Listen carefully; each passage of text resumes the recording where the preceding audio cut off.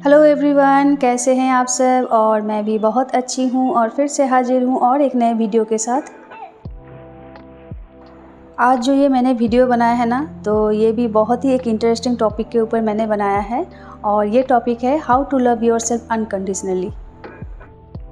दूसरों को तो हम सब प्यार देते हैं, चाहे बच्चे हो, फैमिली हो, माँ बाप हो, हस्बैंड हो, जो भी हो। लेकिन ना हम लोग अपने आप को प्यार करना भूल जाते हैं। और जब आप अपने आप को प्यार नहीं करेंगे, आपकी जो भी थिंकिंग है इसको रिस्पेक्ट नहीं करेंगे, आपके जो भी फ्लॉज है इसको चेंज नहीं करेंगे, तो ये एक बहुत बड़ी मिस्टेक होती है हर एक इंसान के लाइफ में। इसलिए सबसे पहले अपने आप को प्यार करना चाहिए, अपने आप को फर्स्ट प्रायोरिटी देना चाहिए। तो ये जो वीडियो है ना, मैं इसी के ऊपर मैंने बनाया है और मैं 9 रियल टिप्स आपके साथ शेयर करूँगी। तो चलिए वीडियो के एंड तक आप बने रहिए।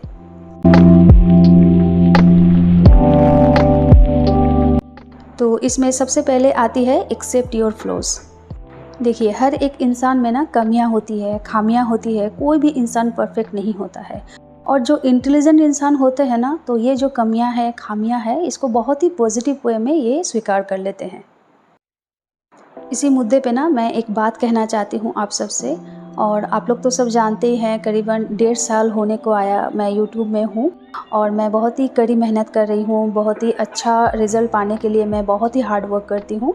लेकिन रिसेंट ना मेरा एक छोटा सा सोर्स बहुत ही अच्छी तरह से रन कर रही है, भगवान की कृपा से शायद वो मिलियन तक जा सकती है। और यहाँ पर मैं इस वीडियो की मेंशन मैं क्यों कर रही हूँ, मैं वो भी आपको बताती हूँ। तो इस वीडियो में ना इतनी सारी कमेंट आई है और जो कमेंट पढ़ के मुझे इतना अच्छा लगा, मैं आपको क्या बताऊँ। तो वो जो वीडियो थी ना, तो वो मैं पूजा कर रही थी, लेकिन मेरा जो सिर था ये ढका हुआ नहीं था। और बहुत सारे लोगों ने ये पॉइंट आउट किया कि आप पूजा कर रहे हैं लेकिन आप भगवान को डिसरिस्पेक्ट कर रहे हैं, आप अपना सर नहीं ढके हैं। तो विश्वास कीजिए, वो सब जो कमेंट थी ना, इसको मैं बहुत ही पॉजिटिव वे में ली, क्योंकि खामियां मुझ में थी, गलतियां मैंने की थी। हाँ, उस वीडियो में मैंने गलती की थी। मैं जब पूजा कर रही थी मेरा सर ढका हुआ नहीं था। और ये पूजा करते टाइम बहुत ही एक ख़राब एक चीज़ है, जब भी आप पूजा करें तब आप अपना सर ढक के रहें, चाहे दुपट्टा से हो, साड़ी से भी हो, या कोई भी रुमाल से हो, लेकिन आपका सर ढकना चाहिए। और मेरी माँ ना हमेशा बोलती थी कि तुम पूजा करने के टाइम तुम अपना सर क्यों नहीं ढकती हो।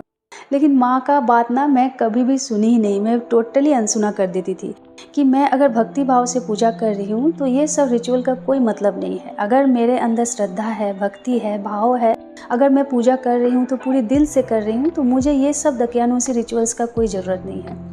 लेकिन वही सेम बात ना इतने सारे लोगों ने कमेंट में मुझे बताया है, तब जाके मुझे रियलाइज़ हुआ। तो सच में मैं तो ये गलती करती थी, इतने लोगों के नज़र में पड़ते रहा। मेरी माँ भी बहुत बार नॉक करती रही, लेकिन कभी भी मैंने इस चीज़ को सीरियसली लिया नहीं। तो मेरी ये जो गलती थी, मैंने कमेंट पे उन सब को चुन चुन के रिप्लाई किया कि मुझसे गलती हो गई है, और हाँ, मैं नेक्स्ट टाइम ये जो गलती है मैं कभी भी नहीं दोहराऊँगी। तो इसके बदले ना बहुत सारी रिप्लाईज़ आए और मैंने जो एक्सेप्ट किया मेरी जो गलती थी, तो ये भी बहुत ही अच्छी तरह से उन लोग सराहे कि आप में ये खूबी है कि आपने जो गलती की थी इसको आप एक्सेप्ट किए हैं और नेक्स्ट टाइम ये रिपीट नहीं करेंगे, ये भी आप एक्सेप्ट किए हैं। तो इससे ये सीख मिली ना कि इतना तो डाउन टू अर्थ आपको होना चाहिए और ये तो समझ लेना चाहिए कि आप परफेक्ट नहीं हो और आपको सब कुछ आता है, ऐसा भी नहीं है। आपके सामने जो इंसान है शायद आपसे 4 गुना वो उनके अंदर नॉलेज है, और ये सब कुछ सीखना चाहिए, ये सब कुछ एडॉप्ट करना चाहिए, और जो भी फ्लॉज है आपको ये सबको एक्सेप्ट करना चाहिए। नेक्स्ट आती है ओन योर डिसीजंस। मुझे लगता है ना कि हर इंसान में इतनी काबिलियत तो होनी चाहिए कि वो खुद का डिसीज़न खुद ले सके, चाहे वो पढ़ाई के मामले में हो, चाहे वो जॉब के मामले में भी हो, चाहे आपके शादी के मामले में भी हो। आपका डिसीज़न आपका ही होना चाहिए। और अगर आपको लगता है कि आपने जो डिसीज़न लिया है आपने एकदम सही लिया है और बहुत ही सोच समझ के लिया है, बहुत ही मैच्योरिटी के साथ लिया है, मुझे नहीं लगता है कि और सामने वाले इंसान जितने भी आपको प्रोवोक करे, जितने भी आपको इंसिस्ट करे, आप अपने डिसीज़न से हटे। और कभी कभी ना छोटे बच्चे भी ना बड़े से बहुत ही अच्छा डिसीज़न ले पाते हैं, लेकिन हम बड़ों लोगों का इतना सारा ईगो होता है ना कि बच्चे को जो डिसीज़न होता है इन सबको हम लोग रिस्पेक्ट तो देते ही नहीं हैं, हम लोग इग्नोर कर जाते हैं। हाँ, अगर वो कुछ गलती कर रहा है तो आप बड़े होने के नाते आप उनको सुधार सकते हैं, लेकिन अगर आपको लग रहा है सामने वाले इंसान जो डिसीज़न दे रहे हैं इसमें एक बहुत ही वैलिड रीज़न है, लेकिन आप अपने ईगो के चलते ये जो डिसीज़न है इसको आप नेगलेक्ट कर रहे हैं, तो मेरा मानना है सामने वाले इंसान के जो भी डिसीज़न है, चाहे वो बच्चे हो, बड़े हो, बूढ़े हो, उनका भी रेस्पेक्ट करना चाहिए और साथों साथ आप जो अपना डिसीज़न ले रहे हैं इनका भी उतना ही रेस्पेक्ट करना चाहिए। तो चलिए अब आती हूँ टॉक्सिक पीपल के ऊपर। टॉक्सिक पीपल के ऊपर, नार्सिसिस्टिक पीपल के ऊपर मैंने एक बहुत ही बड़ा वीडियो बनाया है और चाहे तो मैं डिस्क्रिप्शन बॉक्स में मैं उसका लिंक दे दूँगी, आप चेकआउट कर सकते हैं। आपके इर्द गिर्द जो भी इंसान है, चाहे वो फैमिली हो, फ्रेंड्स हो, जो भी हो, अगर आपको लग रहा है कि वो जो इंसान है ये टॉक्सिक है, ये नार्सिसिस्टिक पर्सन है, तो इन सब इंसान को अपने लाइफ में कभी भी जगह मत दीजिए। पूरी तरह से अपनी लाइफ से इसको निकाल के फेंक दीजिए, क्योंकि इन सब इंसान के सामने ना आप अपनी पूरी ज़िंदगी निछावर कर दो। आपका जो भी प्यार है, श्रद्धा है, रिस्पेक्ट है, सब उन इंसान को दे दो, फिर भी वो इंसान इसमें कुछ ना कुछ खामियां निकालेगा। और अगर आप सोच रहे हैं कि इन सब इंसान के सामने अपना ज़िंदगी निछावर करके, अपना प्यार, रिस्पेक्ट सब कुछ निछावर करके आपको बेस्ट अवार्ड मिलेगा, तो मैं आपको बता रही हूँ बेस्ट अवार्ड तो बहुत दूर की बात है, आपको एक छोटा सा मेडल भी नहीं मिलेगा।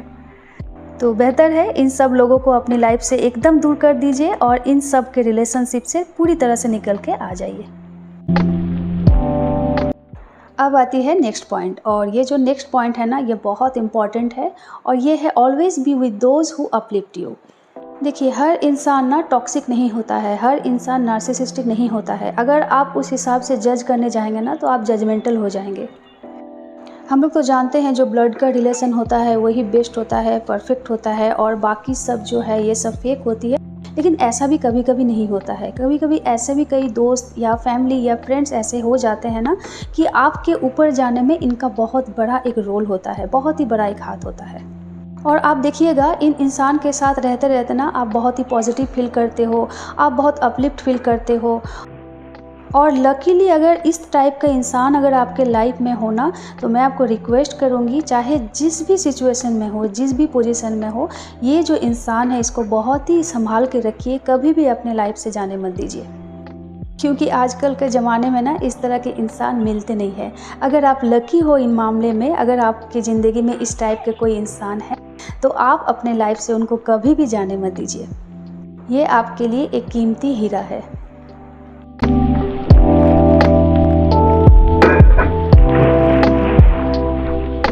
अब आती हूँ 5th पॉइंट पे, always do the things that make you happy. और ये एक बहुत ही इम्पॉर्टेंट लाइफ है अगर आप खुश रहना चाहते हो, अगर आप पॉजिटिव रहना चाहते हो। तो हर इंसान का ना खुश रहने का अलग अलग वे होता है, वो अपना अपना वे होता है। किसी इंसान को खुश रहने के लिए चाहिए बहुत बड़ा एक लग्जूरियस एक कार, किसी को चाहिए बंगला, किसी को चाहिए डायमंड का नेकलेस, और कोई ऐसा भी इंसान होता है जिसको एक कप चाय से ही बस मन भर जाता है।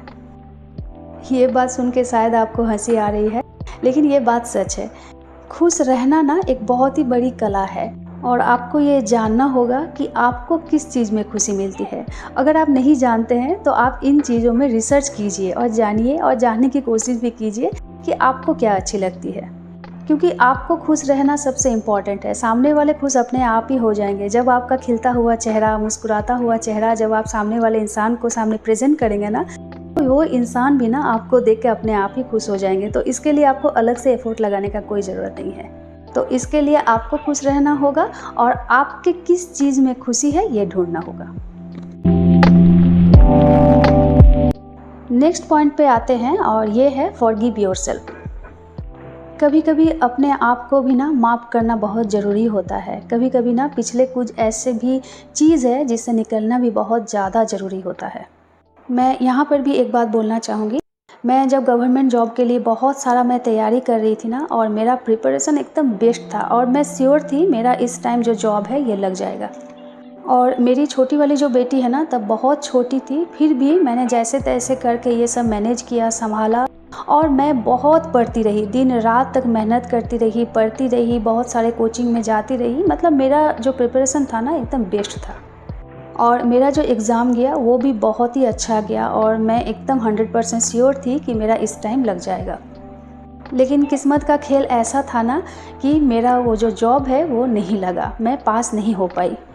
हाँ, मैं इसके चलते मैं थोड़ा-सा डिप्रेशन में चली गई थी, क्योंकि मैंने जो एफ़र्ट दिया था, ख़ासकर बच्चों को सँभाल के मैंने जो एफ़र्ट दिया था वो बेस्ट दिया था, लेकिन उसका जो फ्रूटफुल रिज़ल्ट था ये नहीं आया। लेकिन मेरा मानना है ना, हमेशा एक प्लान के साथ मत चलिए, आपके साथ हमेशा प्लान भी ज़रूर होना चाहिए। और मैं ना ये हमेशा फ़ॉलो करती हूँ, मैं ये स्कूल लाइफ से, कॉलेज लाइफ से और आज तक मैं ये फ़ॉलो करती हूँ कि आपको प्लान ए के साथ साथ प्लान बी भी होना चाहिए। और इसका मतलब ये नहीं कि प्लान ए को आप नेगलेक्ट कर जाए और प्लान बी के ऊपर फोकस करते रहे और इस तरह से ना आप डाइवर्ट हो जाएंगे। मैं हमेशा कोशिश करती हूँ, मैं जो भी काम करती हूँ, चाहे वो प्लान ए हो, बी हो, मैं अपना बेस्ट परफॉर्मेंस देने के लिए कोशिश करती हूँ। मैं अपनी बेस्ट परफॉर्मेंस देती हूँ और रिज़ल्ट तो आपके हाथ में कभी होता नहीं है ना। अगर आप कड़ी मेहनत करते हुए भी कई बार आप फेल हो सकते हैं, लेकिन इसका मतलब ये नहीं होना चाहिए कि आपकी जो लाइफ है वो वहीं पर थम गई है और आगे नहीं बढ़ेगी और प्लान ए के साथ ही आपका जो भी एक्साइटमेंट है वो वहीं पर ख़त्म हो गई है। और ये चीज़ मैं हमेशा बच्चों को भी सिखाती हूँ कि फेल्योर बहुत ही एक अच्छी चीज़ होती है सक्सेस के लिए। इसके लिए आपको हमेशा तैयार रहना होगा और जो भी आप परफॉर्मेंस दे रहे हैं उसका जो रिज़ल्ट होगा उसका चिंता ना करते हुए आपका जो परफॉर्मेंस होगा ये बेस्ट होगा। और इसके बाद आपका रिज़ल्ट जो भी आए ना, लेकिन एक बात पे तो आप एकदम संतुष्टि की नींद ले सकते हैं कि मैंने जो परफॉर्मेंस दिया वो बेस्ट दिया है। और जो इंसान हार्डवर्क करते हैं, बेस्ट परफॉर्मेंस देते हैं, पुरानी बातें को लेकर बार बार दोहराते नहीं हैं, जो गलती से सीखते हैं उसको फिर से रिपीट नहीं करते हैं, आगे बढ़ते जाते हैं और अपने आप को माफ़ कर देते हैं, वही इंसान ना लाइफ में सक्सेस होते हैं।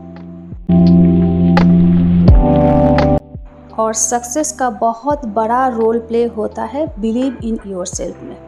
आप हार्ड वर्क, फोकस, कॉन्फिडेंस, ये सब जो बातें हैं ना, ये सब तभी मुमकिन हो सकती है जब आप अपने आप को विश्वास करोगे, अपने आप को ट्रस्ट करोगे। कभी कभी ना हर एक चीज़ ना सबके हिसाब से नहीं होती है। कभी कभी हम लोग जो भी चीज़ चूज़ करते हैं शायद वो फैमिली के हिसाब से भी नहीं होती है, माँ बाप के हिसाब से भी नहीं होती है। लेकिन अगर आपको लगता है ना कि मैंने जो चूज़ किया है, मैंने जो रास्ता चुना है, ये मैं इस मुकाम पे पहुँच सकती हूँ, तो ये जो बिलीव है ना, ये जो कॉन्फिडेंस है ना, ये आपके अंदर ज़रूर होना चाहिए। जब आप अपने आप को ट्रस्ट करेंगे, बिलीव करेंगे, तो दुनिया का कोई भी ताकत आपको अपने नींव से हिला नहीं सकती है। तो ये बहुत ही एक इम्पॉर्टेंट चीज़ है। इसके बाद आती है बी काइंड। और मेरे लिए ना बी काइंड का डेफिनेशन थोड़ा सा अलग है। मैंने ना बहुत सारे लोगों को देखा है फेसबुक पे, इंस्टाग्राम पे, मतलब कुछ भी अगर डोनेट करते हैं, कि कुछ भी अगर कुछ हेल्प करते हैं सामने वाले इंसान को, गरीब इंसान को, तो वो कैमरा में ज़रूर कैप्चर करते हैं, ज़रूर वीडियो रिकॉर्ड करते हैं और उसको पब्लिक करते हैं। हाँ, ये एक अच्छी वे है। मतलब अगर आपको ये वीडियो देखकर अगर कोई सामने से इंसान अगर मोटिवेट हो सके कि आप अगर कर रहे हैं तो मैं भी कर सकती हूँ, ये अलग सी बात है। लेकिन अगर आपका जो मेन फोकस है ये यही रहता है कि मैं जो भी दान धर्म जो भी है ये सब करूँ, लेकिन ये पब्लिक हो, ये सबके सामने आना चाहिए, सबको जानना चाहिए, तो मुझे इसमें प्रॉब्लम है। मेरे लिए ना अगर आप काइंड इंसान हो तो आपका जो काइंडनेस है वो आपके घर से ही स्टार्ट होती है। मैंने ना ऐसे बहुत सारे वुमेन को देखा है कि घर में जो सर्वेंट होती है, मेड होती है, तो उनके ना सर के ऊपर बैठे रहते हैं, मतलब पीछे पीछे घूमते रहते हैं और हर एक चीज़ का नुक्स निकालते रहते हैं, हर एक चीज़ में गलतियां निकालते रहते हैं और बहुत ही ना रूडली बिहेव करते हैं। मुझे लगता है ना कि काइंडनेस आपका अगर शुरू करना चाहते हैं तो यहाँ से कीजिए। आपको ना हर एक के काम को रिस्पेक्ट करना होगा, चाहे वो सर्वेंट का काम हो, मेड का काम हो, कुक का काम हो, जो भी हो, झाड़ू पोछा करने वाले हो, जो भी हो, तो आपको सामने वाले का जो काम है ना इसको रिस्पेक्ट करना चाहिए। और ये जो रिस्पेक्ट, प्यार, ये सब है ना, ये सब गिव एंड टेक के ऊपर डिपेंड करता है। अगर आप रिस्पेक्ट देंगे ना तो सामने वाले इंसान भी ना रिटर्न में आपको रिस्पेक्ट ही देंगे। मैं कई बार ना ख्याल कर चुकी हूँ, मैं जब ऑटो से जब मैं बाज़ार जाती हूँ ना, तो मैं बहुत ही जब पोलाइट वे में उन सब से बात करती हूँ, आप करके बात करती हूँ, तो उनका जो मतलब अपीयरेंस होता है ना, बॉडी लैंग्वेज ही पूरी तरह से चेंज हो जाता है, बहुत ही वो भी ना पोलाइट हो जाते हैं। और ये सब होती है बस आपके सिर्फ एक वर्ड से, कि मैंने उन सब से तू करके बात नहीं करके आप करके बात किया है। तो मुझे लगता है ना, जो आपको जो काइंडनेस है ये इन सब के ऊपर फॉलो करना चाहिए, जो कि आपके घर में काम करते हैं, जो कि ड्रेन साफ़ करते हैं, जो हॉकर है, वेजिटेबल सेलर है, ग्रोसरी सेलर है, चाहे वो टोटो वाले हैं, ऑटो वाले हैं, या आपके घर के सामने खड़े हुए एक बेगर है, व्हाटएवर। तो आपकी जो रिस्पेक्ट है, आपकी जो काइंडनेस है, यहाँ पर दिखाइए। और ये जो छोटी छोटी काइंडनेस है ना, ये छोटी छोटी काइंडनेस एक दिन बहुत बड़ी काइंडनेस में आपकी कन्वर्ट हो जाएगी। इसके बाद last but not the list, image your ideal self. आप ना अपना इमेज सामने के सामने तभी रिप्रेजेंट कर सकते हो जब आप अपने आप को लेकर कॉन्फिडेंट हो। सामने वाले इंसान ना आपका रंग रूप ये सब जज करना छोड़ देंगे जब देखेंगे कि आपका जो पर्सनैलिटी है, आपका जो कॉन्फिडेंस है, इसका जो लेवल है इससे बहुत ऊपर है। इसलिए आपका खुद का एक आइडेंटिटी क्रिएट कीजिए, आपका एक खुद का एक इमेज क्रिएट कीजिए और दूसरों के हिसाब से मत चलिए, आप अपने हिसाब से चलिए। तो चलिए, आपसे बातों बातों में मैंने अपना पर्सनल जो भी ओपिनियन है, फीलिंग्स है, ये सब मैंने आपके साथ शेयर किया। और ये सब चीज़ें इसलिए शेयर किया कि अच्छी चीज़ें ना बांटने से बढ़ती है, इसलिए हमेशा पॉजिटिव रहिए और अच्छी अच्छी चीज़ें बांटिए। Bye bye, take care.